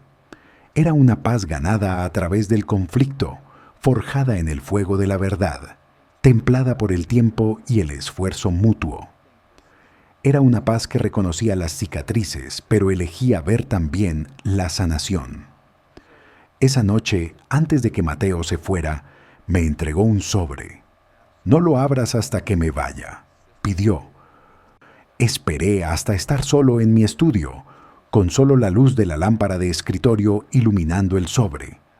Dentro había una escritura legal transfiriendo la propiedad de un terreno en las afueras de Sevilla a mi nombre. Pero no era cualquier terreno, era el sitio donde habíamos planeado construir el centro de investigación de agua que había soñado décadas atrás, el proyecto que nunca pude financiar. Había una nota: «Papá, algunos sueños merecen una segunda oportunidad. Construyamos esto juntos, como siempre debió ser. Tu hijo, que está aprendiendo a hacerlo, Mateo». Me senté en la oscuridad por largo tiempo, sosteniendo esos papeles, sintiendo el peso de lo que representaban. No era solo un terreno, era un futuro, una promesa, una manera de seguir adelante juntos. Era Mateo diciendo que no solo lamentaba el pasado, sino que estaba comprometido con un futuro diferente. Era, tal vez, el verdadero comienzo de nuestra sanación. A la mañana siguiente, llamé a Mateo. «Acepto», dije simplemente. «Construyamos ese centro, pero lo haremos bien, con transparencia total, con la comunidad involucrada desde el principio, con Lucía como parte del equipo cuando regrese de India». «Por supuesto, papá», respondió, y podía escuchar la sonrisa en su voz. «No esperaría menos de ti, no aceptaría menos de nosotros». Los planos para el centro comenzaron esa misma semana. Trabajamos con arquitectos locales, consultamos con las comunidades. Nos aseguramos de que fuera no solo un centro de investigación, sino un espacio de educación, donde los jóvenes pudieran aprender sobre tecnología del agua, sostenibilidad, servicio comunitario. Era ambicioso, tal vez demasiado ambicioso para un hombre de 80 años y su hijo redimido, pero la ambición con propósito nunca había sido algo que nos asustara. Durante una de nuestras sesiones de planificación, Mateo trajo a un joven ingeniero, brillante pero claramente de origen humilde. «Este es Diego», lo presentó. Creció en uno de los pueblos donde instalamos los primeros sistemas. Ahora tiene una beca completa en ingeniería, pero quiere trabajar con nosotros durante el verano. Miré a Diego. Vi en sus ojos el mismo fuego que yo había tenido una vez. que había perdido y recuperado, que ahora ardía de manera diferente pero no menos intensa. «Bienvenido», le dije. «Aquí aprenderás que la ingeniería es tanto sobre las personas como sobre las máquinas». El trabajo con Diego me rejuveneció de maneras inesperadas. Su entusiasmo, sus preguntas, su manera fresca de ver problemas viejos me recordó por qué había amado este trabajo en primer lugar. Mateo observaba nuestras interacciones con algo que parecía casi envidia, hasta que un día le dije: «Tú también eres mi estudiante, Mateo. Nunca dejaste de serlo». Solo tomamos un descanso muy largo y doloroso. Él sonrió, esa sonrisa que recordaba de cuando era niño y resolvía un problema difícil. Carmen continuó siendo mi ancla en medio de todos estos cambios. Ella me recordaba que cuidara mi salud, que tomara mis medicamentos, que descansara cuando mi cuerpo lo pedía. Pero más que eso, era mi confidente, la persona con quien podía ser completamente honesto sobre mis miedos restantes. «¿Y si vuelve a pasar?», le pregunté una noche. «¿Y si la ambición vuelve a cegar a Mateo?». Ella tomó mi mano, esas manos de enfermera que habían visto tanto dolor y sanación, y dijo: «Entonces lidiarás con eso cuando suceda. Pero Alejandro, no puedes vivir en el miedo del futuro. Has recuperado tu presente. Disfrútalo». El regreso de Lucía de India fue triunfal. Su proyecto había sido un éxito rotundo, implementando sistemas en 5 aldeas, capacitando a técnicos locales, estableciendo un modelo de sostenibilidad que podría replicarse. Pero más que los logros técnicos, había madurado. Tenía esa confianza tranquila que viene de haber enfrentado desafíos y superarlos. «Abuelo», me dijo en nuestra primera cena después de su regreso, «entiendo ahora lo que querías decir sobre el fracaso y la perseverancia. Cometí tantos errores allá, pero cada uno me enseñó algo valioso». La dinámica familiar había cambiado completamente. Ya no éramos el abuelo herido, el padre arrepentido y la nieta mediadora. Éramos 3 adultos trabajando hacia un objetivo común, cada uno aportando sus fortalezas únicas. Las cenas de los domingos se convirtieron en sesiones de estrategia disfrazadas de reuniones familiares. Discutíamos proyectos mientras compartíamos paella. Debatíamos aproximaciones técnicas mientras tomábamos café. Soñábamos con el futuro mientras el sol se ponía sobre Sevilla. Un día, mientras supervisaba la construcción del centro de investigación, un periodista joven se acercó. No era Patricia Ruiz, quien se había convertido en algo así como una cronista de nuestra historia, sino alguien nuevo. «Señor Vargas, estoy escribiendo sobre segundas oportunidades en los negocios familiares. Su historia es inspiradora.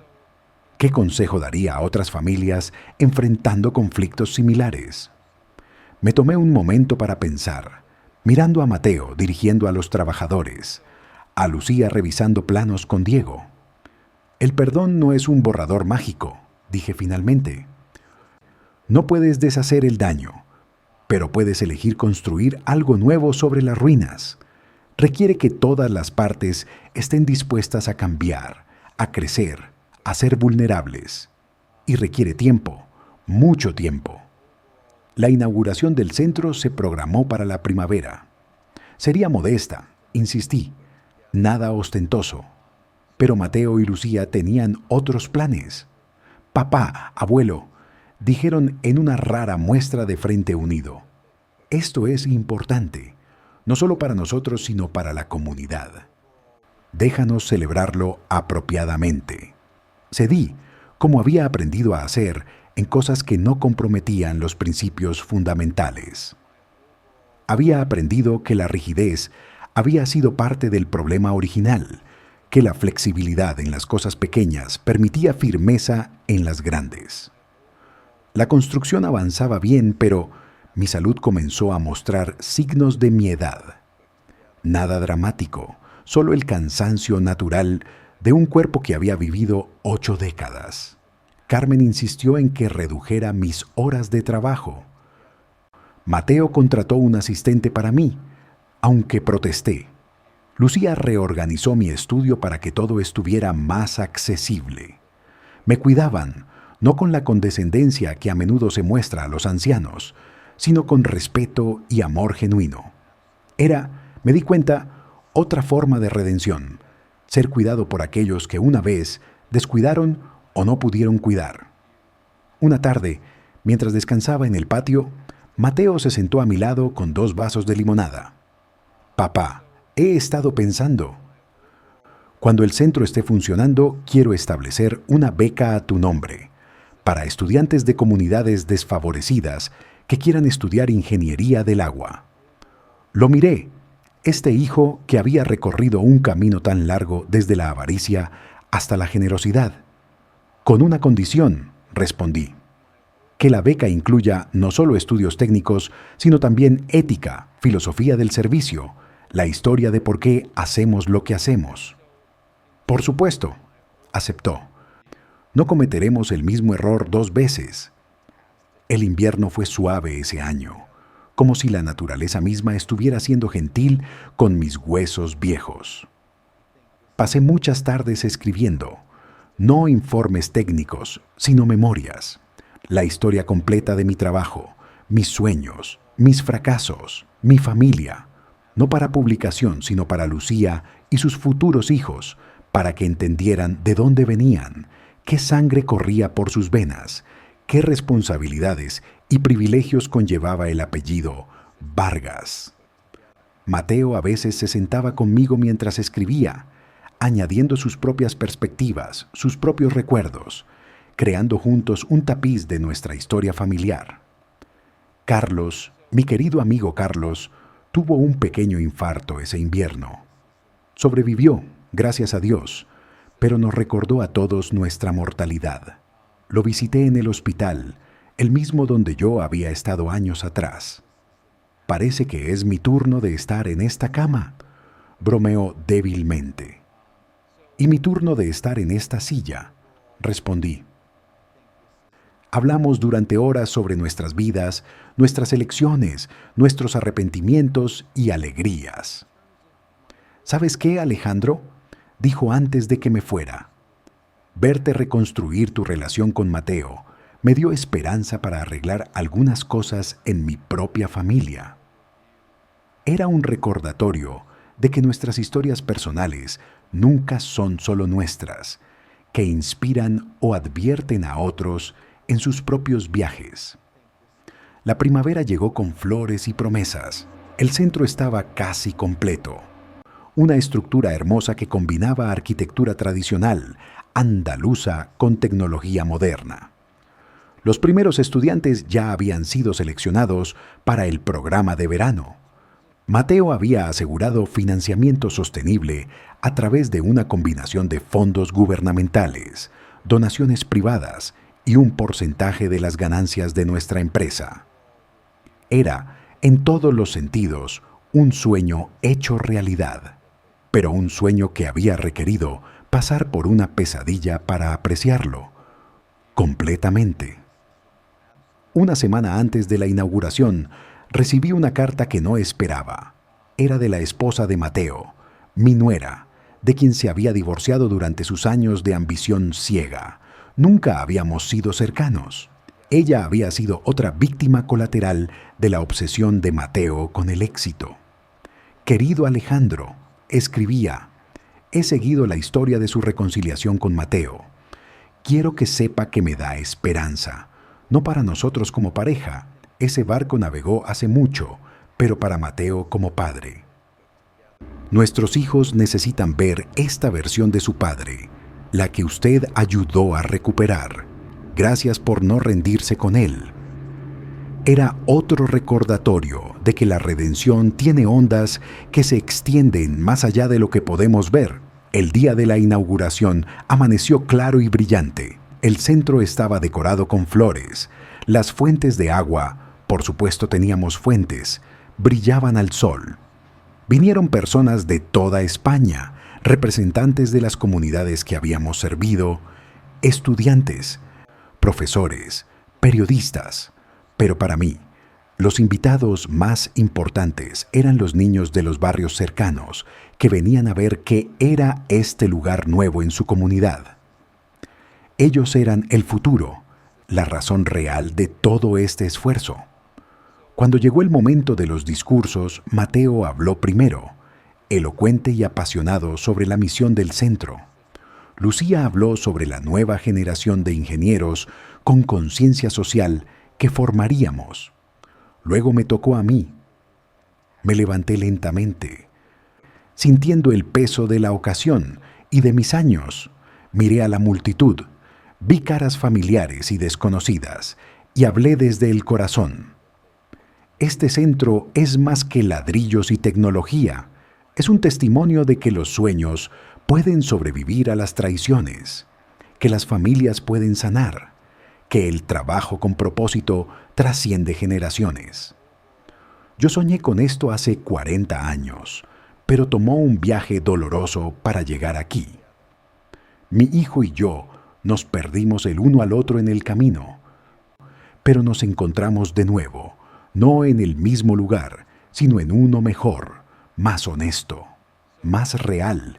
Este centro es nuestra promesa de que el agua, ese elemento esencial para la vida, nunca será solo un negocio para nosotros, sino siempre una misión, un servicio, un acto de amor hacia la humanidad.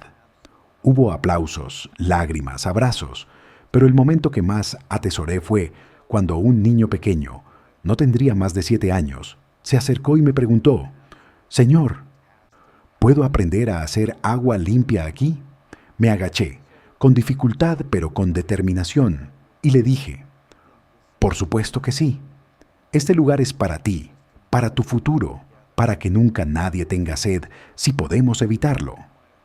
El niño sonrió y corrió hacia las fuentes, y en su alegría vi el verdadero éxito de todo nuestro esfuerzo. La fiesta continuó hasta tarde, pero yo me retiré temprano, cansado pero profundamente satisfecho. Mateo me acompañó a casa, insistiendo en asegurarse de que llegara bien. En la puerta, antes de irse, me abrazó.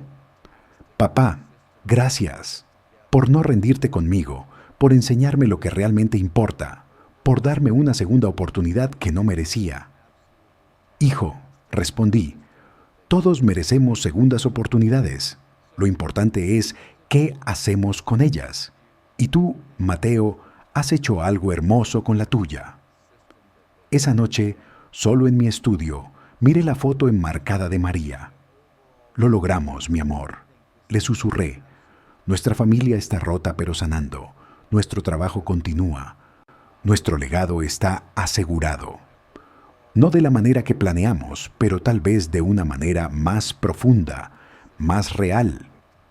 Podría jurar que su imagen sonrió un poco más, pero tal vez era solo el reflejo de mi propia paz en el vidrio. Los meses siguientes trajeron una rutina nueva y bienvenida. El centro funcionaba maravillosamente. Los estudiantes eran brillantes y comprometidos. Los proyectos se multiplicaban. Pero más importante, la relación con Mateo había encontrado un equilibrio sostenible. No fingíamos que el pasado no había ocurrido, pero tampoco dejábamos que definiera completamente nuestro presente. Éramos padre e hijo, sí, pero también colegas, también 2 hombres que habían aprendido lecciones duras sobre el valor de la integridad y el costo de perderla. Un día, mientras revisábamos solicitudes para el programa de becas, Mateo encontró una que lo detuvo. Era de un joven cuya historia era sorprendentemente similar a la suya. Brillante, ambicioso, de una familia donde había tensión entre el éxito material y los valores tradicionales. «¿Qué hacemos con este?», preguntó. «Le damos la oportunidad», respondí. «Pero también le asignamos un mentor especial. Tú. Nadie mejor que tú para enseñarle los peligros de la ambición sin ancla moral». Mateo asintió, entendiendo la responsabilidad y la oportunidad de redención que esto representaba. Mi 81º cumpleaños pasó tranquilamente como yo quería. Solo la familia cercana. Una cena simple, conversación sin prisa, pero Lucía tenía una sorpresa. Había compilado cartas de todas las comunidades que habíamos ayudado a lo largo de los años, mensajes de gratitud, fotos de niños sanos, campos verdes, familias prósperas. Tu verdadero regalo, abuelo, dijo mientras yo leía con lágrimas en los ojos. Era efectivamente el mejor regalo, la confirmación tangible de que mi vida había tenido significado, que mi trabajo había importado, que mi lucha por la justicia había valido la pena. Carmen y yo desarrollamos una rutina hermosa. Café por las mañanas, paseos cortos cuando mi energía lo permitía, tardes de lectura compartida. No necesitábamos hablar mucho. Después de años de conocernos, el silencio era tan comunicativo como las palabras. Un día, mientras veíamos el atardecer desde el patio, me dijo: Alejandro, has construido algo hermoso de las cenizas. No muchos pueden decir eso al final de sus vidas. No es el final todavía, respondí con una sonrisa. Mientras haya trabajo por hacer, mientras haya agua que limpiar y relaciones que sanar, no es el final. El segundo año del centro trajo expansión inesperada. Universidades de otros países querían replicar nuestro modelo. Mateo viajaba frecuentemente, estableciendo colaboraciones, pero siempre volvía con historias y aprendizajes. Papá, me dijo después de un viaje a Kenia, están usando tu diseño original, el de hace 30 años, y funciona perfectamente. Tu trabajo era adelantado a su tiempo. Era una validación que no necesitaba pero que apreciaba. La confirmación de que mi enfoque simple y sostenible había sido el correcto desde el principio. Una mañana de otoño me desperté sintiéndome particularmente débil. Carmen insistió en llevarme al hospital para chequeos. Los resultados mostraron lo que ya sospechaba. Mi corazón, reparado pero no nuevo, estaba llegando a sus límites. El doctor fue honesto pero no alarmista. Señor Vargas, su corazón ha trabajado duro por 81 años. Necesita descansar más, estresarse menos. Asentí, aceptando esta nueva realidad con la calma que viene de haber vivido una vida plena. Esa tarde reuní a Mateo y Lucía. No es una despedida, comencé, viendo la alarma en sus rostros. Pero necesitamos hablar del futuro. Mi tiempo es limitado, más limitado que antes. Necesito saber que todo lo que hemos construido continuará.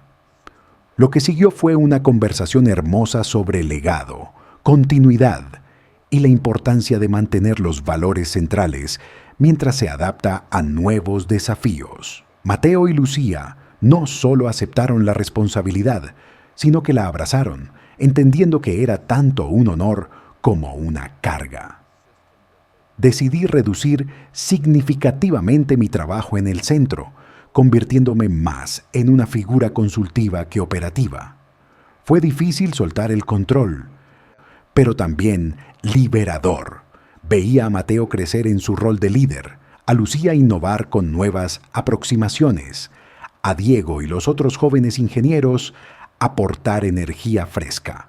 El trabajo continuaba, evolucionaba, mejoraba, y yo podía observar con orgullo desde una distancia mayor. Una tarde, mientras organizaba mis papeles para eventualmente pasarlos al archivo del centro, encontré la carta original que Mateo me había enviado después del artículo de Patricia Ruiz, esa donde pedía perdón. La releí, y esta vez, en lugar de dolor, sentí algo más parecido a la compasión. Le escribí una respuesta, 3 años tarde. Querido Mateo, recibí tu carta hace 3 años. No respondí entonces porque las palabras no eran suficientes. Necesitábamos acciones, tiempo, pruebas. Ahora, después de ver tu transformación, tu dedicación, tu genuino arrepentimiento convertido en servicio, puedo finalmente decir, te perdono. Completamente, no porque el dolor haya desaparecido, sino porque elegir el perdón es elegir la vida sobre la muerte, el futuro sobre el pasado, el amor sobre el resentimiento. Eres mi hijo, siempre lo fuiste incluso cuando te perdiste, y estoy orgulloso del hombre en que te has convertido a través del dolor. Tu padre, que también necesitaba perdonarse a sí mismo, Alejandro. Le di la carta personalmente durante una de nuestras sesiones de trabajo en el centro. La leyó en silencio, lágrimas rodando por sus mejillas, y luego me abrazó como no lo había hecho desde que era niño. Un abrazo que no pedía nada, que solo daba y recibía amor incondicional.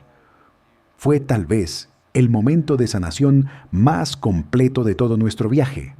Los días comenzaron a mezclarse unos con otros en una rutina pacífica. Mañanas en el patio con el periódico y café. Tardes ocasionales en el centro viendo a los estudiantes trabajar. Cenas con familia o amigos. Noches de lectura o escritura. Era una vida tranquila pero rica, llena de propósito cumplido y relaciones sanadas. No pedía más, no necesitaba más. Una noche Lucía vino con noticias. Estaba embarazada, el primer bisnieto. La alegría que sentí fue indescriptible, no solo por el bebé, sino por la continuidad que representaba. ¿Cómo lo llamarás si es niño?, pregunté. Alejandro, respondió sin dudar. Alejandro Diego, por ti y por el futuro. Me quebré entonces, llorando lágrimas de alegría, de gratitud, de la certeza de que algo de mí continuaría no solo en nombre, sino en espíritu.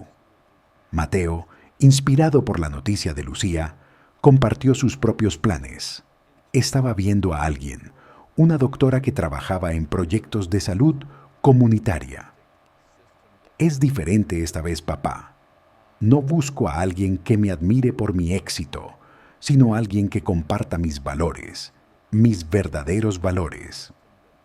Era otro signo de su transformación, la búsqueda de compañerismo genuino en lugar de validación superficial.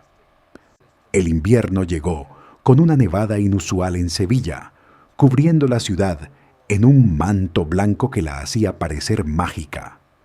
Desde mi ventana veía a los niños del barrio jugando, lanzándose bolas de nieve, riendo con esa alegría pura que solo los niños poseen.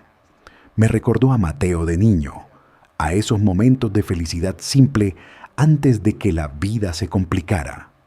Ahora, mirando hacia atrás, entendía que esos momentos nunca se perdieron realmente, solo se enterraron bajo capas de dolor y ambición, esperando ser redescubiertos. Carlos se recuperó completamente de su infarto y retomó nuestros almuerzos semanales.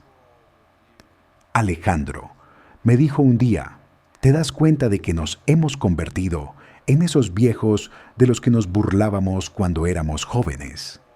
Los que se sientan en los cafés y hablan del pasado. Sí, respondí, pero también hablamos del futuro y tenemos la sabiduría de saber que ambos importan. Era verdad. Nuestras conversaciones abarcaban décadas, tejiendo pasado y presente en una narrativa coherente de vidas bien vividas a pesar de los errores. La salud de mi corazón se mantuvo estable pero frágil. Cada día era un regalo que no daba por sentado. Carmen se mudó a la casa de al lado cuando su dueño la puso en venta. Una coincidencia que parecía destinada. Ahora estaba cerca si la necesitaba, pero manteníamos nuestra independencia. Era el arreglo perfecto para dos personas mayores que valoraban tanto la compañía como la autonomía. Una tarde de primavera, mientras podaba las rosas con cuidado, Mateo llegó con el pequeño Alejandro, mi bisnieto, de apenas 3 meses. Lo sostuve con cuidado. Este pequeño ser que llevaba mi nombre y esperaba algo de mi espíritu.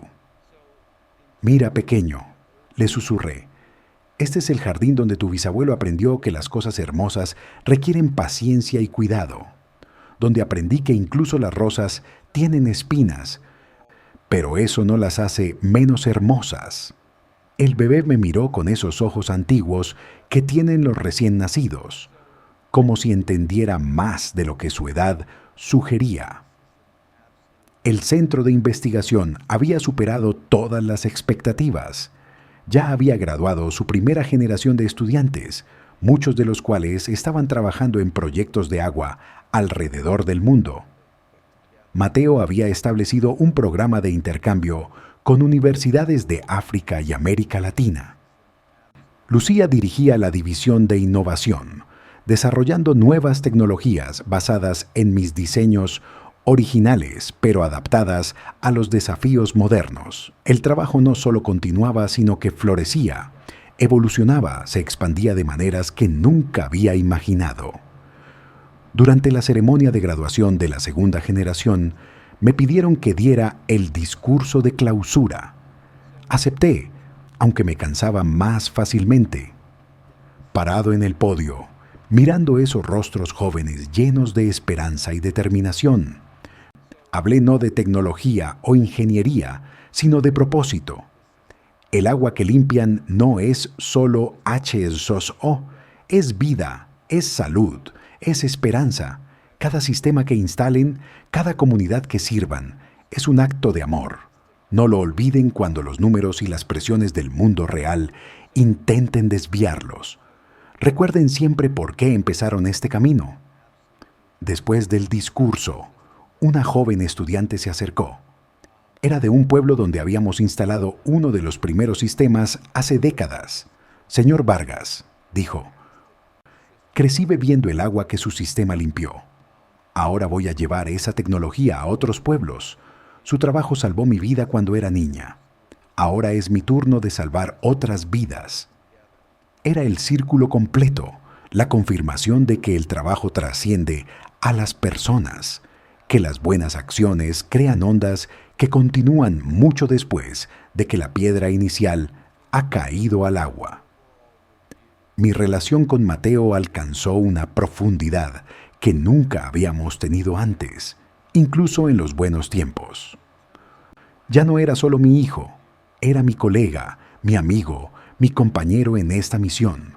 Las heridas habían sanado en cicatrices que, como las líneas en la cerámica japonesa reparada con oro, hacían la relación más fuerte y más hermosa. Hablábamos abiertamente sobre todo: los miedos, las esperanzas, los arrepentimientos, los sueños. Era la honestidad que siempre debimos tener, pero que necesitó una crisis para alcanzar.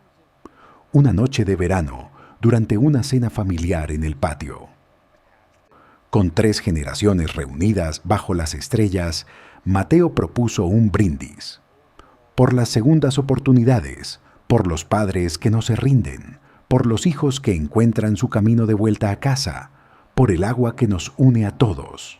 Brindamos, y en ese momento, con mi familia reunida, mi trabajo continuando, mi legado asegurado, sentí una paz completa.